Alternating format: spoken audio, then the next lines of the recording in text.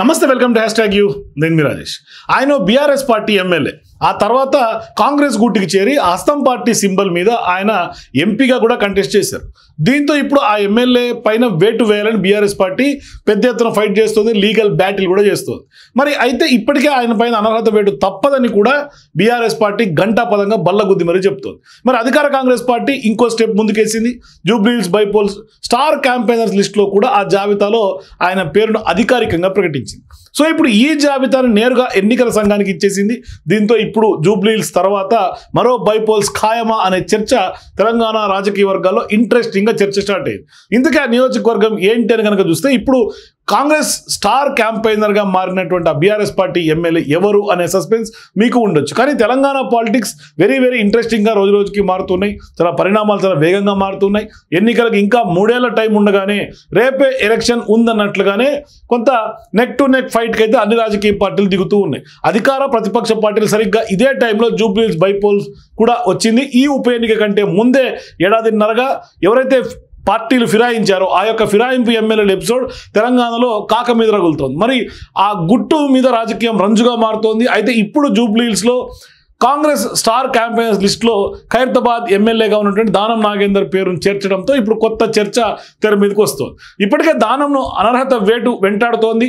ఆయన మెడ మీద కత్తి వేలాడుతోంది. సుప్రీం డైరెక్షన్స్ ప్రకారం ఈ నెల 31 లోపు ఫిరాయింపు ఎమ్మెల్యేలపై స్పీకర్ ఏదో ఒక నిర్ణయం తీసుకోవాల్సి ఉంది. దీనిపైన బీఆర్ఎస్ పార్టీ కొంత ఆయా ఎమ్మెల్యేగా గెలిచి కాంగ్రెస్లోకి వెళ్ళి ఆ పార్టీ సింబల్ మీద ఎంపీగా కూడా కంటెస్ట్ చేశారు కాబట్టి టెక్నికల్గా ఖచ్చితంగా అడ్మిట్ అయ్యారు దానం నాగేందర్. మరోవైపు దానం పైన వేటు ఖాయమని జోరుగా చర్చ అయితే జరుగుతోంది విస్తృతంగా. మరి ఇప్పుడు స్టార్ క్యాంపెయిన్ లిస్టులో 34వ పేర్లుగా దానం పేరు ఉండటం ఎన్నికల అధికారికి సమర్పించింది కాంగ్రెస్ ఈ లిస్టును మొత్తం.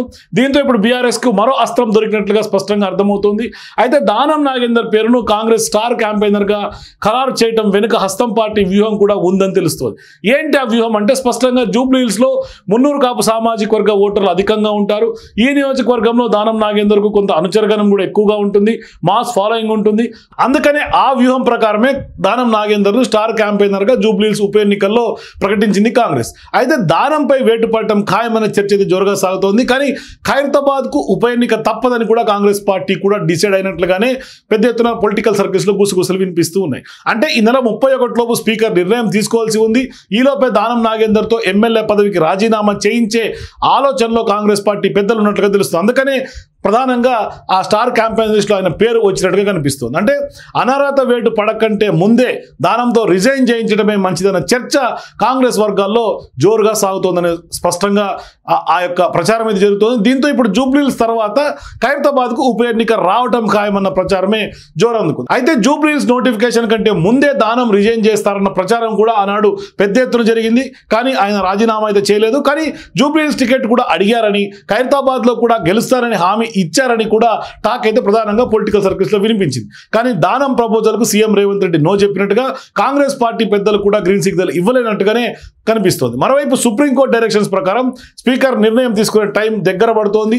ఈ సిచ్యువేషన్స్లో ఖచ్చితంగా దానం రిజైన్ చేయటమో లేక అనర్హత వేటుకు గురి కావటమో ఏదో ఒకటి ఖాయమన్న చర్చ అయితే ఊపందుకుంది. మరి రెండింటిలో ఏది జరిగినా ఖైరతాబాద్ ఉప ఎన్నిక రావటం అయితే పక్కగా కనిపిస్తోంది. ముందు నుంచి దానం నాగేందర్పై అనర్హత వేటు పడుతుందని బలంగా నమ్ముతూ ఉంది బీఆర్ఎస్ పార్టీ. ఇప్పుడు కాంగ్రెస్ పార్టీ స్టార్ క్యాంపెయిన్ లిస్టులో కూడా ఆయన పేరు ఉండటంతో కారు పార్టీ దానం పైన వేటు ఖాయమని మరింత స్ట్రాంగ్గా ఫిక్స్ అయిపోయింది. మరి ఇప్పుడు బీఆర్ఎస్ వర్కింగ్ ప్రెసిడెంట్ కేటీఆర్ ఇదే విషయాన్ని ప్రస్తావిస్తూ పెద్ద ఎత్తున కాంగ్రెస్ పార్టీని క్వశ్చన్ చేస్తున్నారు. ఒకవేళ స్పీకర్ సానుకూల నిర్ణయం తీసుకోకపోతే మరోసారి సుప్రీంకోర్టుకు కూడా వెళ్తామని కూడా బీఆర్ఎస్ పార్టీ వర్కింగ్ ప్రెసిడెంట్గా కేటీఆర్ చెప్తున్నారు. అందుకనే ఇప్పుడు జూబ్లీహిల్స్లో కాంగ్రెస్కు తొలి దెబ్బ, ఆ తర్వాత ఖైరతాబాద్లో రెండో దెబ్బ కొడతామని కూడా కేటీఆర్ ఘంటాపదంగా చెప్తున్నారు. అంతేకాదు 2 ఏళ్లలో బీఆర్ఎస్ను కొంత తిరిగి అధికారంలోకి వస్తుందని కూడా కేటీఆర్ ధీమా వ్యక్తం చేస్తున్నారు. మొత్తం మీద చూస్తే జీహెచ్ఎంసీ ఎన్నికలకు ముందు గ్రేటర్లో వరుసగా 2 బైపోల్స్లో గెలిచి సత్తా చాటాలని బీఆర్ఎస్ కసి మీద కనిపిస్తోంది.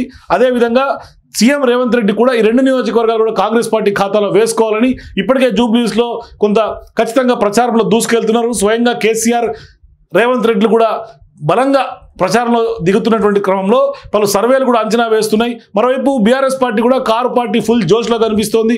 ఖైరతాబాద్ బైపోల్ కూడా వస్తే జూబ్లీ హిల్స్తో పాటుగా ఖైరతాబాద్లో కూడా ఖచ్చితంగా కారు పార్టీ గెలిచి తీరుతుందని కూడా లెక్కలు వేసుకుంటోంది గులాబీ దళం.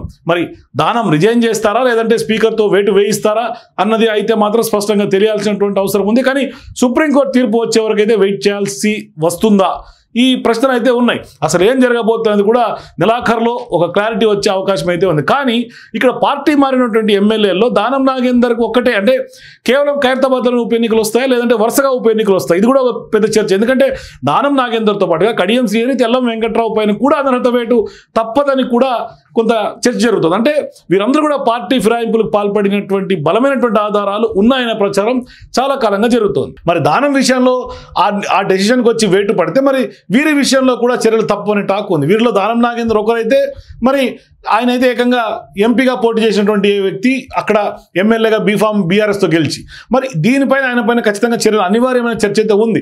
మరి ఈ నేపథ్యంలో ఒక అడుగు వెనక్కి వేసిన లాభంగా కొంత భావిస్తోంది కాంగ్రెస్ పార్టీ. అంటే దానం విషయంలో ఉప ఎన్నిక రెడీ అయినట్లుగానే జరుగుతున్నటువంటి పరిణామాలు చూస్తే అర్థమవుతుంది. అందులో భాగంగానే జూబ్లీ హిల్స్లో దానంను ప్రచారానికి దింపారనే టాక్ కూడా ప్రధానంగా వినిపిస్తుంది. కానీ ఫిరాయింపుల విషయంలో ప్రతిపక్షాలు పదే పదే కారణాలు చేస్తున్నటువంటి క్రమంలో జూబ్లీ హిల్స్ ఫలితం కనుక సానుకూలంగా వస్తే దానం చేత రాజీనామా చేయించడం ద్వారా బీఆర్ఎస్ బీజేపీని డిఫెన్స్లోకి నెట్టాలనే వ్యూహం అయితే ఖచ్చితంగా కాంగ్రెస్ పార్టీ సీఎం రేవంత్ రెడ్డి కూడా దిశగా పావులు కదుపుతున్నట్టుగా ప్రచారం అయితే జరుగుతుంది. మరి మారుతున్నటువంటి తాజా పరిణామాలు ఖచ్చితంగా రాష్ట్రంలో మరో ఉప ఎన్నికకు కారణమవుతుందా, లేకుంటే వరుసగా తెల్లం వెంకట్రావు నియోజకవర్గంలో అట్లాగే కడియం శ్రీహరి నియోజకవర్గంలో కూడా ఉప ఎన్నికలు అనివార్యమయ్యే అవకాశం ఉంటుందా? కాలమే సమాధానం చెప్పాలి ఏం జరుగుతుంది అది కూడా. సో మీరు కూడా వరుసగా ఉప ఎన్నికలు వచ్చే అవకాశాలు తెలంగాణలో ఎంతవరకు ఉంటుంది? మీ అభిప్రాయాల కింద కామెంట్స్ తెలియజేయండి. For more videos please watch #.